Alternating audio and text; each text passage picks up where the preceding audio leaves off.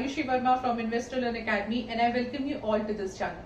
In the last video, we talked about the Porter's five forces model, the factors affecting each of the competitive force, and how to analyze the stocks with this model. In today's video, we will look at one of the most important financial statements, that is profit and loss statements, which provides information about the financial position of the company. The complete set of financial statements includes the profit and loss account, balance sheet, and cash flow statements. An investor uses financial statements to know about the business, profit and loss, assets, liabilities, cash flows, etc. of a company. The profit and loss statement is also popularly to many names like P&L statement, income statement, statement of operations, and statement of earnings. And it basically tells you that if your company is profitable or not. The P&L statement reports information on the following. First, the revenue of the company for a given period, usually yearly or quarterly, is used for analysis. Second, the expenses incurred. Third, the taxes and depreciation. And fourth, the earnings per share number. If the net income number is positive, the company is profitable during that period of time. And if it is negative, your business was operating at a loss, and which is why it is called a profit and loss statement. The net profit can be calculated as follows, where you can see net profit equals to revenue minus total expenses, where the revenue includes all your sales and expenses, include things like direct cost, salaries, lease, supplies, interest, and taxes. Now let's understand what are the components of P&L statement. Depending on the type of business and nature of operation, the components of an income statement may vary. However, the most common elements of the income statement includes the following.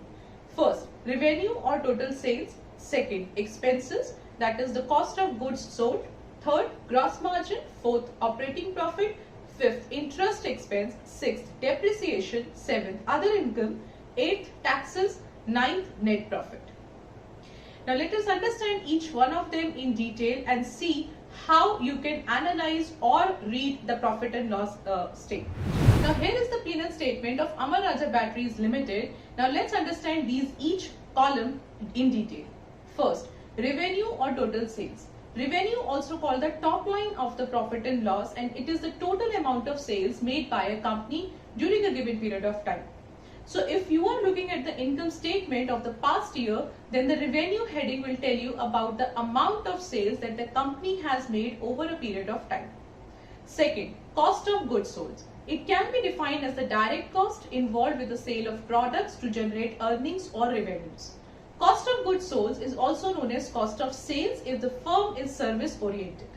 Some examples of the direct cost includes the labor, raw material, expense allocation, etc. Companies from different industries and sectors can have different headings and subheadings. For example, a bank does not sell goods. Hence, its expenses are not the cost of goods sold, but the cost of financing. Third, gross margin. Gross margin tells you how much money you have left over to cover your expenses after you have covered the cost of product or service you are selling. It can be calculated when you subtract your direct cost from your revenue. The gross margin percentage represents that this number as a percentage. Higher the number, higher it is better. Fourth, operating profit. If you deduct expenses from the revenue, you get the operating profit of the company. So if the company earned, let's say, rupees 5 lakhs in revenue and incurred an expense of, let's say, 2.5 lakhs, then its operating profit would be 2.5 lakhs. The nature of the expense includes the rent, salaries, benefits, marketing expenses, R&D expenses, utilities, etc. However, the interest that you pay on loans or taxes, that is not included here. It is important to remember that you deduct only those expenses that were used for the company's operation. It can be calculated when you subtract the expenses from the direct cost. Fifth point, interest expense. Sometimes a company needs to take loan for its operations. This can be from a financial institution like a bank, NBFC, or any other entity. Being a loan, the company needs to pay interest on it. This is the interest expense of the company. So if a company has taken a loan of, let's say, 5 lakhs of rupees at a rate of interest of 10% per annum, then it has an interest expense of 50,000 per year. If the company doesn't have any debt, then this section will be 0. While assessing a company's income statement, it is important to see if the company's debt is constantly increasing, as this can impact its profits. So higher the debt, higher will be the interest expense amount. 6. Depreciation. Every profit and loss statement has a section called depreciation. Technically, depreciation is a non-cash expense. As the name suggests, depreciation means the reduction in the value of assets over a period of time. Assets like vehicles, large piece of equipment loses their value or they depreciate. Let's look at a simple calculation.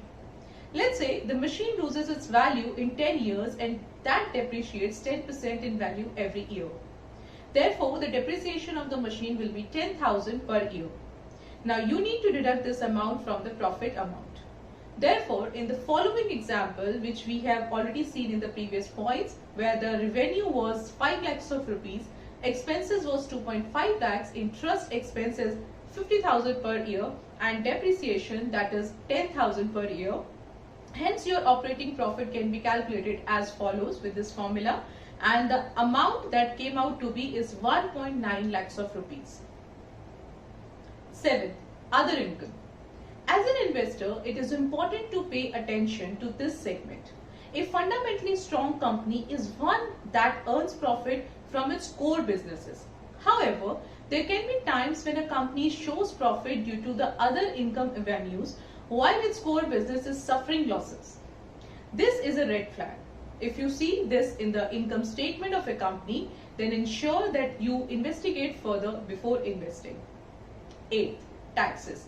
Any taxes that you pay or expect to pay on your sales that can be added here. 9th.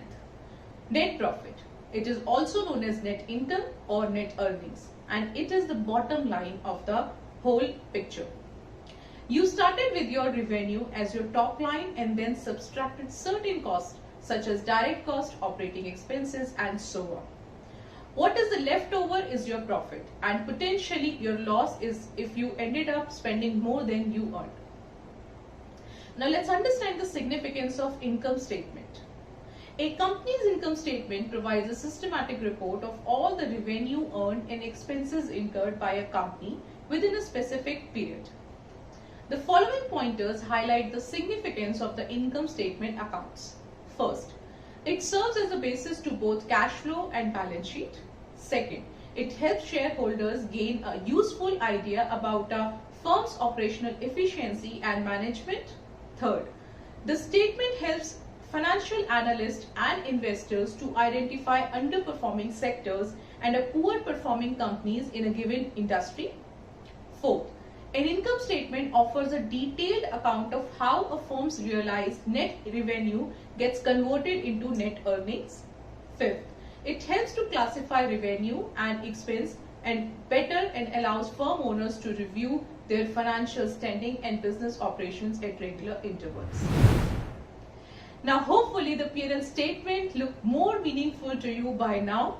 We will see you next Monday with a new topic. So till then, happy learning and be safe.